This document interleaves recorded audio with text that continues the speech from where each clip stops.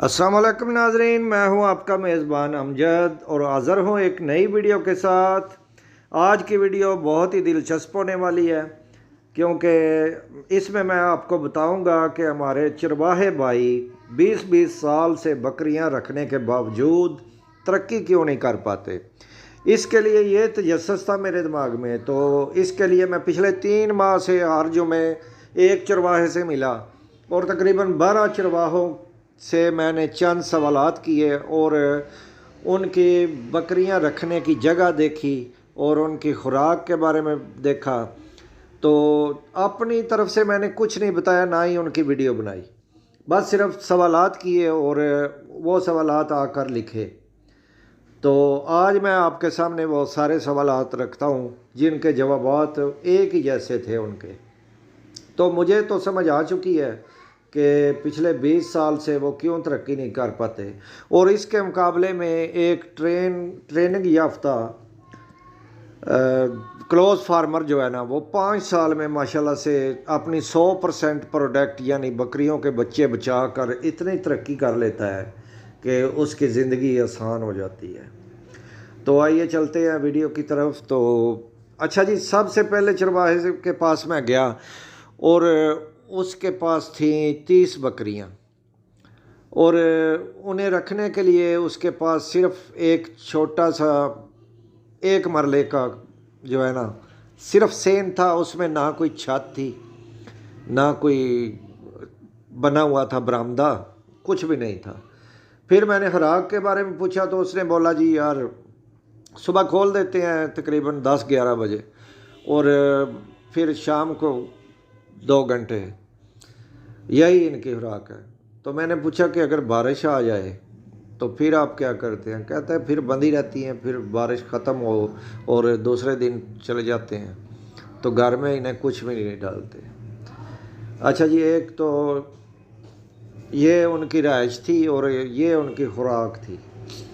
दूसरे नंबर पर मैंने उनसे पूछा कि आप बकरी क्रॉस किस उम्र में कराते हैं और उसे कौन सी ऐसी खुराक देते हैं क्रॉस कराने से पहले? तो उसने कहा जी ना, बकरी क्रॉस कराने से पहले उसकी खुराक कम कर देनी चाहिए। मैंने इसकी वजह पूछी तो उसने बताया कि बकरी मोटी हो जाती है, चरब जाती है और जिसकी वजह से वो अमल एक्सेप्ट नहीं करती। अच्छा जी, ये हो गया। दूसरे नंबर पर उसने बताया कि 2 दांत तक हम सब्र करते हैं, ज़्यादा से ज़्यादा भी करें ना तो 2 दांत तक सब्र करते हैं, इसके बाद जो है ना बकरी क्रॉस करा देते हैं। अच्छा, उसके बाद मैंने पूछा कि बकरियों के बच्चों को आप दूध कितने महीने पिलाते हैं? उसने कहा कि पहले महीने तो पिलाते हैं, फिर इसमें अगर बच्चे सेल हो जाएं तो ठीक है, ना हो तो फिर दूसरे महीने से हम छुड़ा देते हैं दूध।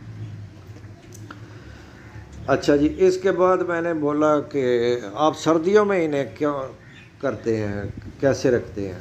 तो कहते हैं जी सर्दियों में आधी बकरियां जो है ना वो हम फ़रोख्त कर देते हैं, अगर गर्मियों में कुछ बढ़ जाए तो उन्हें हम फ़रोख्त कर देते हैं। तो मैंने पूछा कि किस रेट पर?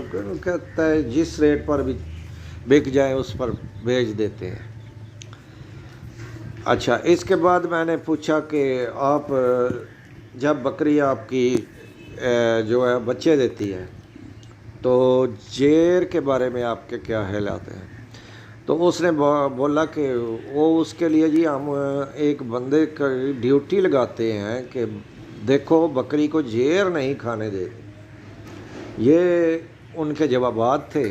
और इसके बरक्स अगर देखें हमारे उस्ताद फरहान लियाज़ साहब को तो उनका तरीक़ाकार आपने वीडियो में भी देखा होगा, तकरीबन इन सारे चरवाहों से उनका बिल्कुल ही मुख्तलिफ है तरीक़ाकार। एक तो वो बकरी को जेर खुद खिलाते हैं उस वक्त, दूसरे नंबर पर बच्चों को दूध प्रॉपर पिलाते हैं और तकरीबन 4 माह तक मुकम्मल पिलाते हैं। उसके बाद भी अगर ज़रूरत समझे तो वो पिलाते हैं। उसके बाद बकरी जो क्रॉस कराने का टाइम है उनके मुताबिक तो 8 दांत है, लेकिन अगर कुछ प्रॉब्लम बने तो 6 दांत, ज़्यादा से ज़्यादा कम से कम 6 दांत पर वो क्रॉस कराते हैं।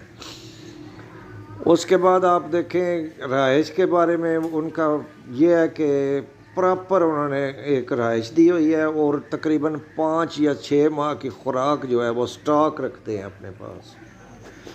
اچھا جی، 3 ماہ تک ان 12 چرواہوں سے ملنے کے بعد ایک ہی جیسا جواب حاصل کرنے کے بعد میں نے جو نتیجہ حاصل کیا ہے وہ یہ ہے کہ ماشاءاللہ سے ہمارے استاد محترم کا طریقہ کار ان سب سے مختلف ہے، اور انہوں نے ان چرواہوں کے طریقہ کار کو نہ صرف غلط قرار دیا ہے بلکہ ثابت کر کے دکھا دیا ہے کہ ان کا طریقہ کار غلط ہے۔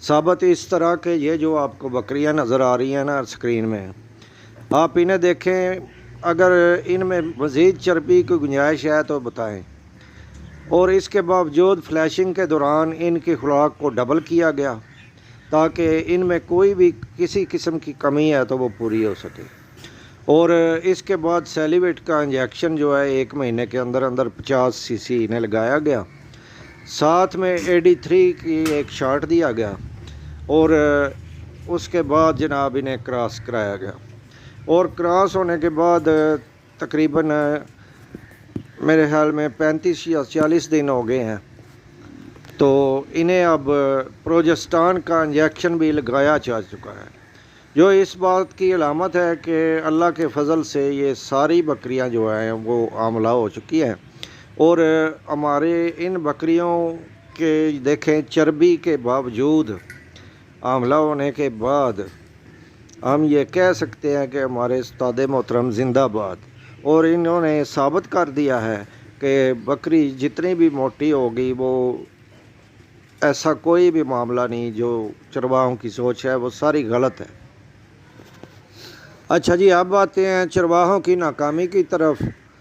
تو سب سے پہلی وجہ ان کی ناکامی کی یہ ہے کہ ان کے پاس پراپر جگہ نہیں ہے بکریاں رکھنے کی، دوسرا پراپر خوراک، اور سردیوں میں خوراک کی کمی اور جگہ کی کمی انہیں اپنی آدھی بکریاں پونے پونے فروخت کرنے پر مجبور کر دیتی ہے۔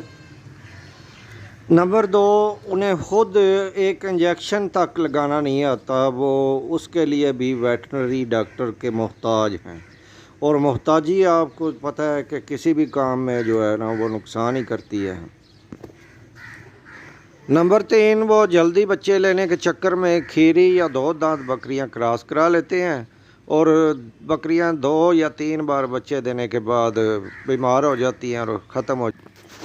اچھا جی، نمبر 4 پر ان کی بکریاں پہلے ہی بچے 1 یا 1.5 کلو کے کمزور سے بچے دیتی ہیں، اور پھر انہیں بھی دودھ نہ پلانے کی وجہ سے وہ 70% تک تقریباً نقصان کر لیتے ہیں اپنا۔